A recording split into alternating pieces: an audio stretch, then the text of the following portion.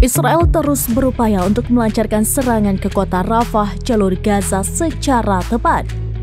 Perdana Menteri Netanyahu bersikukuh untuk melancarkan serangan itu meski sekutu terdekat Israel, Amerika Serikat, telah menolaknya. Pesan Netanyahu itu keluar setelah pasukan pertahanan Israel atau IDF menarik mundur Brigade 98 dari Gaza. Penarikan itu disebut memang diperlukan agar pasukan Israel bisa beristirahat dan bergabung kembali dalam operasi militer di Gaza. Meski demikian, Israel sudah memutuskan untuk tidak mengirimkan IDF ke Rafah. Keputusan itu menimbulkan perpecahan dalam pemerintahan Netanyahu. Sebagai contoh, Menteri Keamanan Nasional Itamar Ben-Gvir mengancam akan mengundurkan diri dari pemerintahan jika IDF tidak memasuki Rafah. Israel mengklaim tidak akan bisa menyingkirkan Hamas dari Gaza jika tidak menyerang Rafah. Di sisi lain, Iran menegaskan akan menyerang Israel.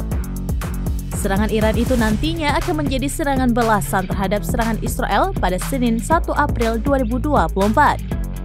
Serangan Israel itu menewaskan beberapa orang, salah satunya Jenderal Iran bernama Mohammad Reza Zahedi. Sementara itu, dikutip dari CBS News, beberapa hari lalu informasi intelijen yang didapatkan Amerika Serikat menyebutkan bahwa Iran tengah menyiapkan aksi pembalasan. Dalam serangan balasan Iran itu, pesawat mirawak jenis Shahed dan rudal penjelajah mungkin dikerahkan. Para pejabat Amerika Serikat mengatakan belum mengetahui kapan serangan akan dilakukan dan apa saja target serangan. Menurut pejabat Amerika Serikat, serangan itu mungkin akan dilancarkan sebelum akhir Ramadan. Namun saat ini sudah akhir Ramadan dan serangan juga belum dilancarkan.